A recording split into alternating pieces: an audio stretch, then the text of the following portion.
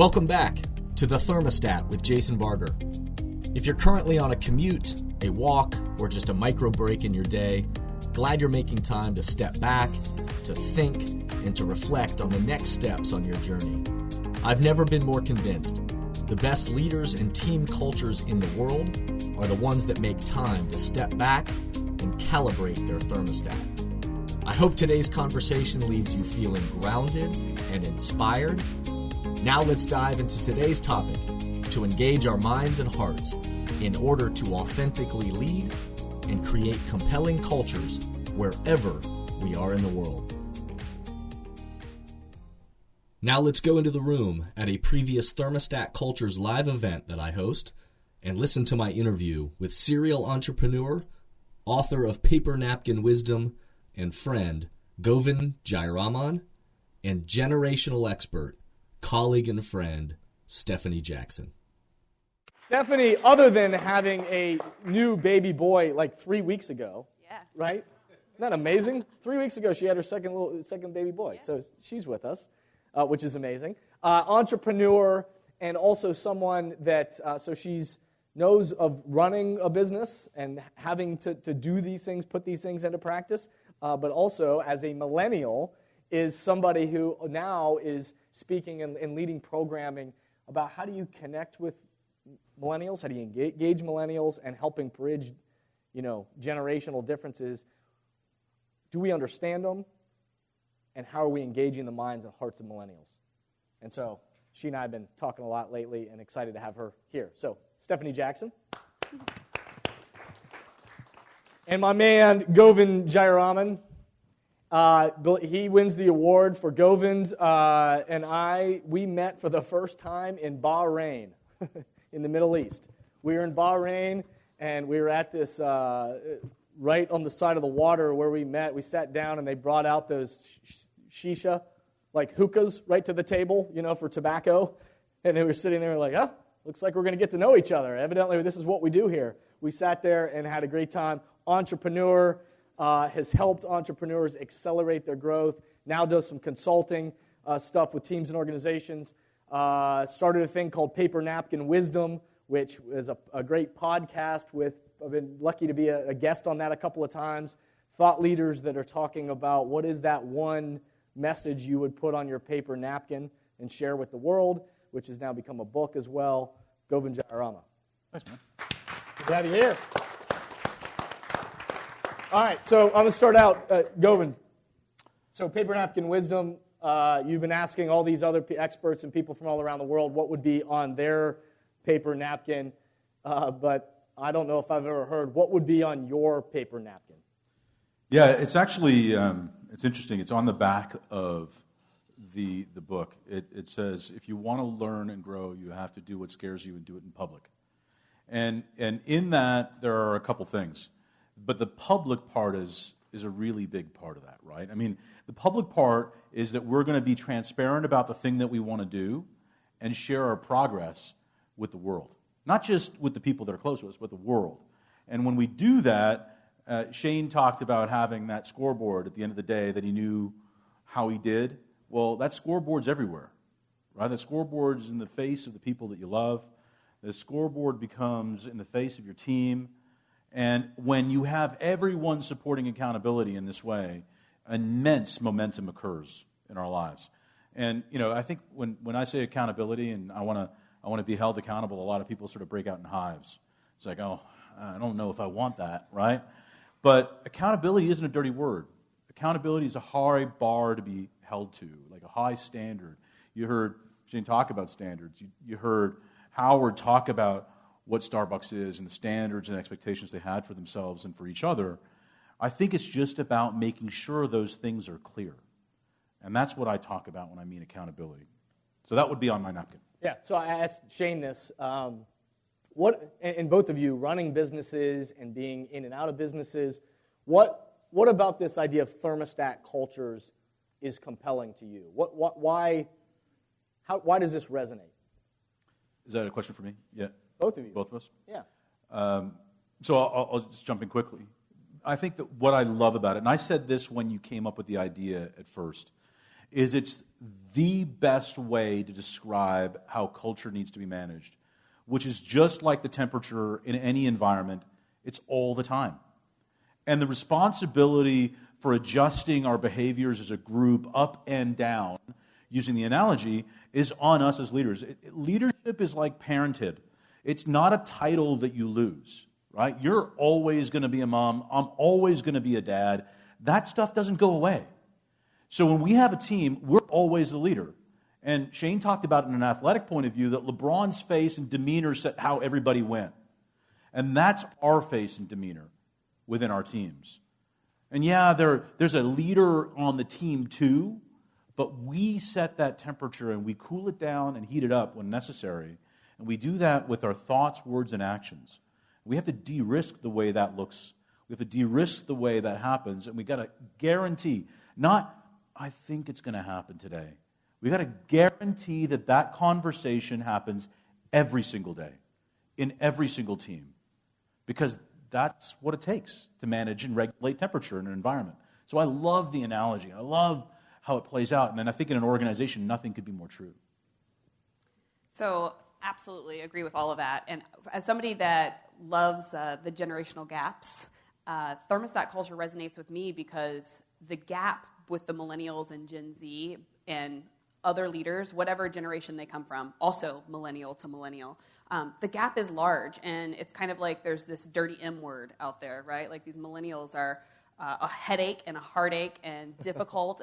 And when I think about thermostat cultures, it's like, the onus is on us, if we're the leaders, to actually determine if it's the dirty M word or if they're phenomenal additions to our team, if they're high performers, if there's an incredible opportunity to engage with people of all generations in our business and actually drive the business forward. And so when I think about thermostat cultures, it's like we get to choose what culture and what temperature, rather, we set that creates the culture inside of our business, regardless of who's working for us, right? Regardless of what generation they come from, it lives with us to set the temperature. And I think more than ever, we have to own that. And as we have 4 generations in the workforce right now, we really have to own that because everybody shows up with different needs, different expectations, and different visions, right, for what they really want it to be. Yeah, I'm asked about millennials almost everywhere I go. And people are wanting to know how do we engage the minds and hearts of millennials. And oftentimes I find myself sticking up for millennials and saying, oh, by the way, we've said bad things about every generation, and yet things have, keep progressing. But yet it's about understanding, well, what is it that they want and how do we have a shared vision together? What do you see from engaging the minds and hearts of millennials right now? Well, what I love is that everything I've heard today, every part of the conversation, applies to millennials. And so my disclaimer, even though I'm somebody that studies the generational changes and what makes up a cohort, is that it doesn't matter, right? At the root of it, we are humans, and we're all looking for the same thing. And I would say that the deep part of it is connection. We are looking for connection. And in millennials in particular, the connection they're yearning for is value, right? They want to feel valued. And they want to know that there's value in the work that they're doing, that there's purpose in the work that they're doing, that they are important. And so when we're engaging their hearts and their minds as leaders, we just have to carve out the time, right? We have to stop being so busy and carve out the time and recognize that when you invest in your people and you invest in helping them feel valued and building value for them, that they're going to grow. So if we want to grow an organization, we could stop tasking away, and we actually just said, let's take a percentage of our time and pour it into the people under us and communicate with them and build value for them. They're going to grow, and by default, we grow, right? So I think it's, building the value so that they know we care. Yeah. Govindh, you've seen businesses thrive. You've experienced when businesses go down. You've been helpful in helping to accelerate businesses. You've had your own businesses go in different directions, and yet you see firsthand what it takes to proactively shape culture. What have you learned? What do you see? Well, thanks for being gentle. This thing that he couched was that I've had resounding failures, right? Like I've had unbelievable fireworks explosion failures of businesses. Every now and then you'll hear somebody introduce themselves and say, "Oh yeah, I've started." 8 companies or 20 companies, and some of which are still running right now. That's them saying, yeah, I crashed and burned a bunch of times, and I've definitely done both. So, when we're thinking... But there's a wealth of experience in the daring to begin and the... Yeah, and we were talking about that in between sessions, right? That we feel like as leaders sometimes the need to sort of run around our team with bubble wrap, that we can't fail, right? Have you ever had that need, we just got to get this right, we got to get this right. Getting this right doesn't mean getting everything right, right? Getting this right means that we're learning from the situation, we're applying 1% compound improvements as we go, we're de-risking the fact that those things are happening, that we're having the better conversation, that we're asking the better question.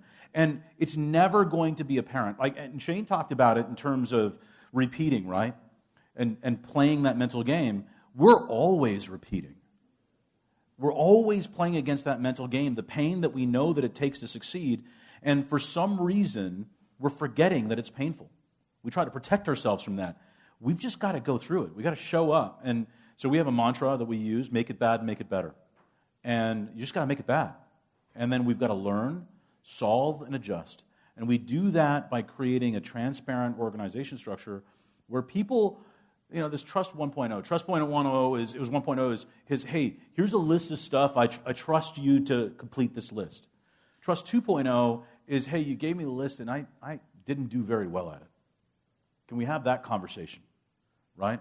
When your team comes to you quicker with a challenge around their scoreboard in a transparent way so that you can actually solve the problem from their perspective. I don't think leadership, so your point about culture is so important because I don't think leadership is telling people what to do. I think leadership is finding out what works and applying it at scale. And what you do is you find those alpha dogs, those A players, those great stars, the people who innovate and create the frappuccinos, and you point them at the rest of the organization. Because they lead from the same perspective. And what we have to do is hold space and allow for that to happen naturally. Which means that sometimes we're going to try stuff out and it's not going to work. And other times we're going to try it out, it's going to work great. And neither case had anything to do with us. Right? So we're talking action. Of all the things you've been hearing today, and as you think about that 6A process for leading change, what advice would you give? What are the actions, what are things you've heard today that make you say, all right, this is what I got to put into practice. This is where I'm going to focus next.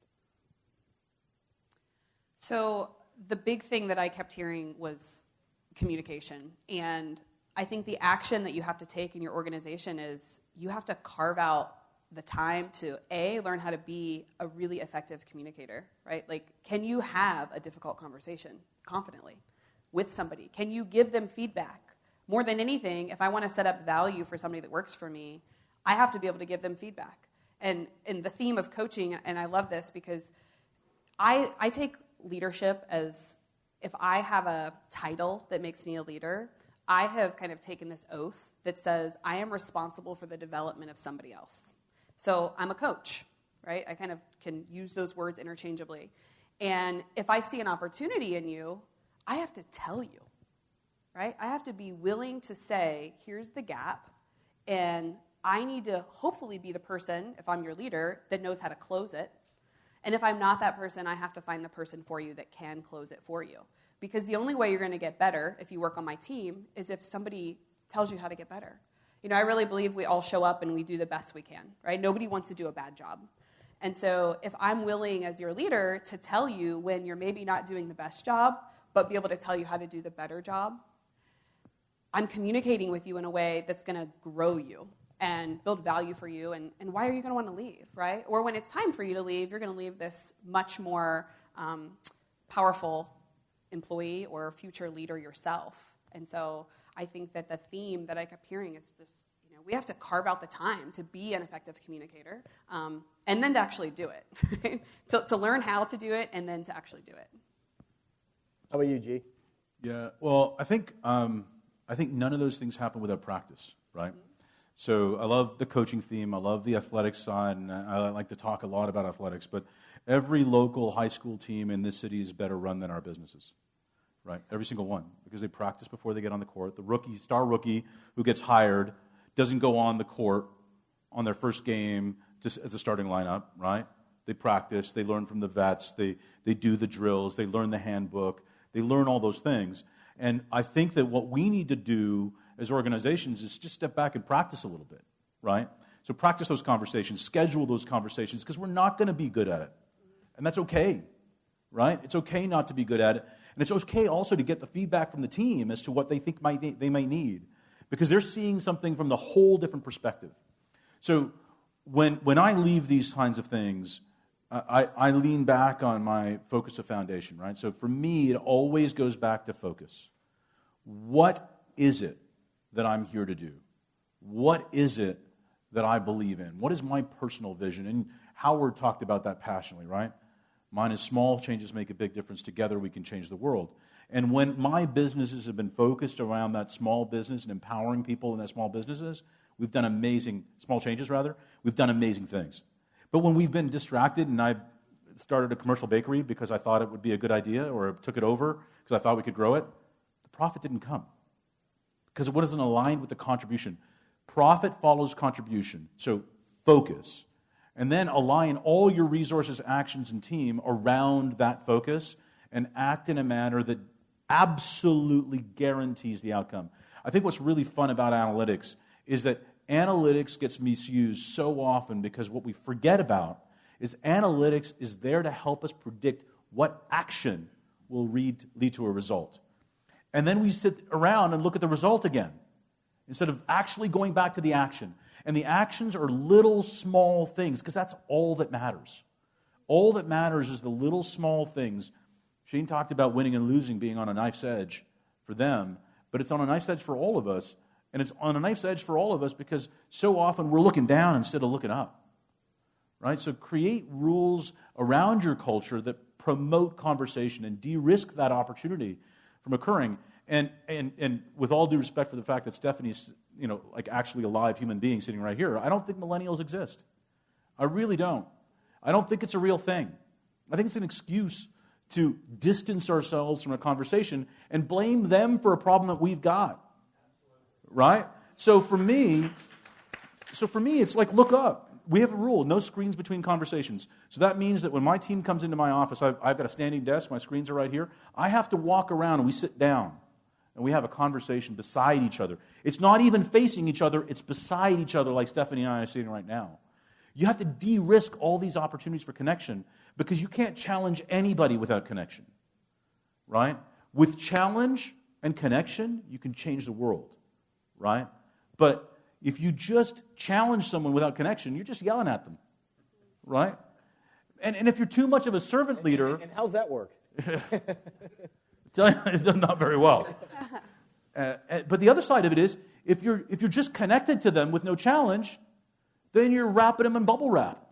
You're not doing anything either. So servant leadership is a little bit misunderstood sometimes. Because people think, servant leader, I'm gonna make things great for my team. Yeah, I'm gonna make things great for my team by challenging them to deliver on their purpose. Challenging them to deliver the standards that we have for ourselves. And that's what culture does, right? Focus, align, act. It makes it, so I hear a lot of stuff, and I go back with that story that Shane said, and that story that Howard said, and that thing that Stefanie said, and that thing that, Jason, you were talking about, and the conversation that was left over there. That all of these things are little breadcrumbs that put me in the direction of where I was already focused. So even though you don't exist, Yeah. which is an amazing point, for those that get labeled in that generation, what are the, and by the way, I understand you're one person, but this is what we do, we generalize, right? But what do millennials want? So, a lot. No, there's three primary things that millennials want from the research that I've done personally and from research that I've studied. So connection is the one big theme. Purpose, right, which could be personal purpose, purposeful work, and feedback. And if you think about all three of those things, they actually overlap each other a lot. And, if I have purpose, then I probably feel connected to something, right? The only way that I'm going to feel connected if somebody's giving me feedback, like they're all mirrored together. And I agree with you. I do not believe that millennials right, have to really be a thing. Again, it's a people thing, but what has distinguished cohorts of people is not their birth year, which is the way that we are given those cohorts, right? It's like, when were you born? So you're a millennial. It's actually what happened in our lives. I believe specifically it's what happened in our lives during our youth when we're most influenced. So if you think about the millennial generation and what occurred during their 0 to 20, or let's even go to 25, you have mass change at a rapid speed that never existed before. And so every generation has probably budded, right, with the generation above them because life changes and moves on. However, if you look at the millennials, you have if millennial birth year for most researchers says 77 is when they were starting and they ended about 99. You have the internet launched, right, in 91. 95, you have AOL Instant Messenger, right? You've got iPhone showing up on the scene in 2007. You had 2004 Facebook, 2010 Instagram. I mean, you have mass change that's never occurred before. And so now you have these humans who, by default, go back to great-great-great-great-grandparents, right? We can compare our lives to others. That's a human trait, is to think about, is my life as good as the person around me? It used to just be like, is it as good as my sisters or my parents or my neighbors? And now you have this generation of people who compare their lives on mass scale all the time. It's all they've ever known, to people they've never met in their life. And so if they're working inside of your organization and you're trying to lead them, you have to think about the fact that they're constantly comparing, are they good enough? And if they're not feeling good enough, for whatever reason, they're not hitting the goal, the performance standard doesn't exist, whatever the reason, if they're not feeling good enough, why are they hanging around? Because they're looking at their friend's life all around them, and it looks so much shinier. Because isn't that what social media does? Show the shiny? Yeah, fake book, right? Right? So if I can compare my life, and I'm a millennial, to everybody else around me whose life looks perfect, and my career feels kind of shitty right now, why am I staying in it? Right? If I don't have a leader that's really there for me, that actually cares, that they carve out time, that the company has a path for me, I can see it, I'm not telling you to just give it to me, which is, I think, one of the labels that shows up is they're entitled. They're not entitled. Are we actually effective leaders, right? Are we showing them the path? Are we giving them the feedback? Are we guiding them along the way? That's our job, right? It's not just to be the titled manager. And so I think that millennials, no, we don't exist, right? We're humans. And we want something specific. And we just happen to have a different level of demand for it or way that we need it because of how we've grown up and what's happened in our influential years. And I think that's true of every generation. And so we just show up a little differently. And it's on us as leaders to decide if we're going to also show up differently. And so you said they want purpose, they want feedback. And connection. But that's Maslow, that's like Hertzberg's two-factor theory, right? That's 100 years old. Yeah. Each of those you go through any generation, and who doesn't want purpose, connection, and feedback, right? And yet, here we are fumbling over this of trying to understand, okay, how do we engage the minds and hearts of our people? One example would be the changes. It used to be the annual review, and that was enough feedback for a certain generation. It is not enough feedback for the millennial. I'm going to contend it was never enough feedback for anybody. I mean, think about it. How often are you... No, look, think about it. How often are you, as a customer of any product or service, evaluating that product or service delivery? Every single time. And if that product service delivery is evaluating their team once a year, somewhere between every single time and once a year, there's a huge problem. Yeah. Right? And there's a gap there, though. There's a bit of a gap. So I think it's really important that people have meaningful scorecards and your word of coaching. I mean, you asked me earlier on, what's my role in my companies? I'm operating several entities. I'm just a coach. My role is to coach my leadership teams. My role is to find the A players and apply them at scale within the organization. And apply them at the B players, apply them to the C players. I can't lead everybody, but man, those A players sure can. And so what really this is all about is just getting really connected to people, right? That's what all the people care. And all the people really care about is I believe in you. Yeah. I really see, wow, you're amazing. You're awesome. And I think that the common trait of every great coach, whether they're an amateur sports coach a professional coach in the business context or a professional athlete coach, they believe. They love their players. They believe in them. Like it's palpable. Like you can feel that belief, right? And I think we get lazy. And technology gets in the way. We think that we can email our team and say, hey, great job. That's got it. Never did. And it's becoming dangerous, actually, because the tech tools that show up to provide feedback are replacing human feedback. Yeah. It's like, oh my gosh. Now put your thumb up. So, I mean, I look at it like... Good job, Howard. The challenge for us is to equip ourselves and our other leadership members of our team with the right skills, right? To not only show up as a powerful leader, giving feedback, creating connection, all the things we need as humans, but to do that inside of our organizations and then teach the people under us to do the same thing, right? Like, let's teach down these skills that we're making sure we have to make sure that the entire company, the whole organization, is equipped to give feedback, to care, to show up, to chase the values that we set in front of ourselves. It's not to just be at the top of the pyramid. It's to give that information and access to it to everybody. And you know what's awesome about what Stefanie just said? She was talking about connection and not cupcakes and coffee carts. Like people, I think Zappos did a really great disservice to this culture evolution early on because it was all about cupcakes and coffee carts and this festival and that festival and people goofing around. That wasn't what built their culture originally, right? And I think that what we need to remember is that culture is a culture of coaching, a culture of connection, a culture of excellence, a culture of standards, a culture of values, a culture of a shared vision and mission that everybody knows where they stand on every single day. And that's our role as a leader, to figure out how to communicate that at scale. And when we do that, man, we have teams that win, right? Because they know what winning looks like. So part of what I challenge the whole group is, what are those few actions? What are those next actions? Doesn't mean they're the only actions, and it's not a bias towards action, not busyness, but to go and to begin to implement. And again, from what I said at the beginning of the day, culture starts from within, so it starts with us personally. What are the actions for us? And then it extends to this conversation this afternoon of what does it then look like for the team and the culture that we set with the people around us. And then before we leave today, I would urge us to take it even a step further and say, what does this mean for the world? Would you clap for Govindh and Stefanie? Thank you for listening to today's podcast, and I hope the messages and questions stimulate positive change along your path. As always, if these messages resonate with you and add value to your life, I hope you'll help amplify them throughout the world.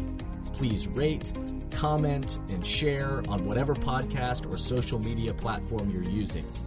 And share this podcast with the people in your life or work who should be part of these conversations. That way, this spirit does, in fact, spread.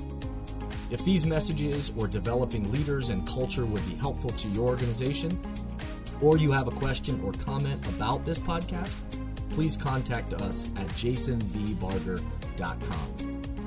And remember, we all are ambassadors for the culture we want to create in our life and work. We have to own the vision we want to be a part of. The future of leadership is you, is me, is us. Be a thermostat.